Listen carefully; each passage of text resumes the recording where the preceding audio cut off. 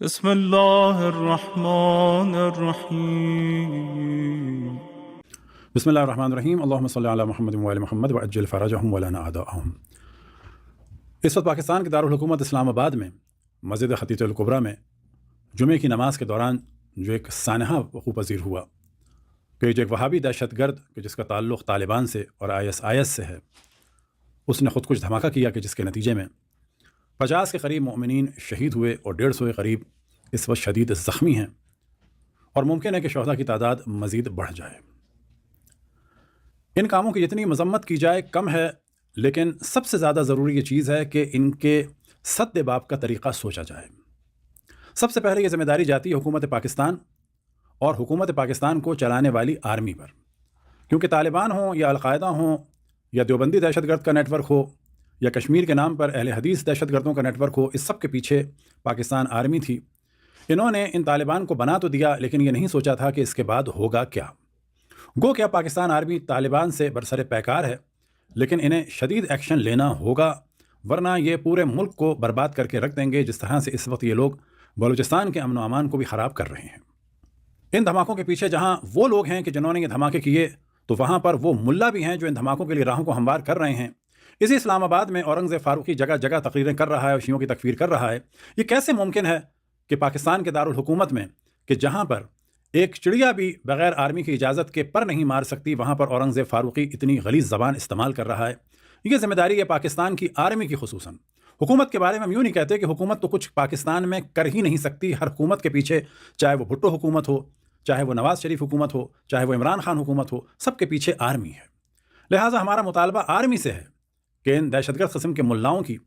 ان نفرت آمیز گفتگوؤں کو اور تقریروں کو روکا جائے اور ان کا کچھ علاج کیا جائے۔ جب تک ان کا علاج نہیں ہوگا اس وقت تک دہشت گردی کو نہیں روکا جا سکتا۔ پاکستان میں عموماً اہل سنت حضرات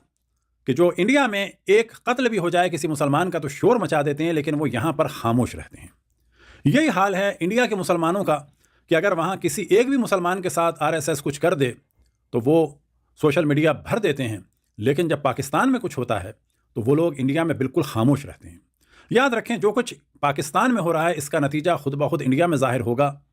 کیونکہ وہاں پر بھی لوگ یہ کہیں گے کہ اگر پاکستان میں مارا جا سکتا ہے شیعوں کو، تو اس کا مطلب ہے کہ انڈیا میں بھی جنرلی مسلمانوں کو، چاہے وہ شیعہ ہوں یا سنی ہوں، انہیں مارا جا سکتا ہے۔ ہمیں اگر دہشت گردی کی مخالفت کرنی ہے تو صرف اس وقت نہیں کرنی کہ جب کوئی اپنا مارا جائے، بلکہ جب بھی کوئی بھی مظلوم، چاہے وہ ہندو ہو، چاہے وہ مسیحی ہو، چاہے وہ احمدی ہوں، اور چاہے وہ کسی بھی فرقے کے ہوں، دیوبندی ہوں، بریلوی ہوں، شیعہ ہوں، جب بھی مارا جائے تو اس دہشت گردی کی مخالفت کرنی چاہیے۔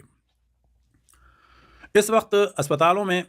خون کی ضرورت ہے، مومنین کی ذمہ داری ہے کہ خون بھی دیں اور کوئی ایک مرکزی فنڈ بنائیں تاکہ کوئی اور اس نام سے پیسے جمع نہ کر سکے اور وہاں پر فنڈ زیادہ سے زیادہ جمع کیا جائے۔ اسی طرح سے پاکستان کی حکومت اور آرمی کی ذمہ داری ہے کہ صرف پاکستانی حکومت کے خزانے سے ان کی مدد نہ کی جائے، آرمی خود ایک مملکت کی طرح سے، ان کے پاس بلینز آف ڈالر ہیں، وہ بھی اپنے پاس سے ان مومنین کا علاج کرائیں، ان کو CMH میں منتقل کریں۔ اسی طریقے سے جو لواحقین ہیں، خصوصاً بیواؤں اور جوان بچوں کے ماں باپ کے جن کے مستقبل تاریک ہو گئے، ان کی مدد کی جائے اور ان کی مشکلات کو حل کیا جائے۔ دعا ہے کہ خداوند تبارک و تعالیٰ ان دہشت گردوں کو نیست و نابود فرمائے، اور جتنا جلد ہو تمام پاکستانی جمع ہو کے ان دہشت گردوں کو کہ جن کی بنیاد پاکستان میں پڑی تھی امریکہ اور رشیا کی جنگ کی وجہ سے، اور اسی جنگ کے لیے ان طالبان کو اور دیوبندی دہشت گردوں کو اور اہل حدیث دہشت گردوں کو تیار کیا تھا، کہ اب ان کی عادت پڑ چکی ہے قتل عام کی، دہشت گردی کی، ان کا ایک سد باب کیا جائے اور جو غلطیاں ہوئیں ان کو مانا جائے اور ان غلطیوں کی دوبارہ تکرار نہ ہو۔ وصلی اللہ علی محمد و آلہ الطاہرین۔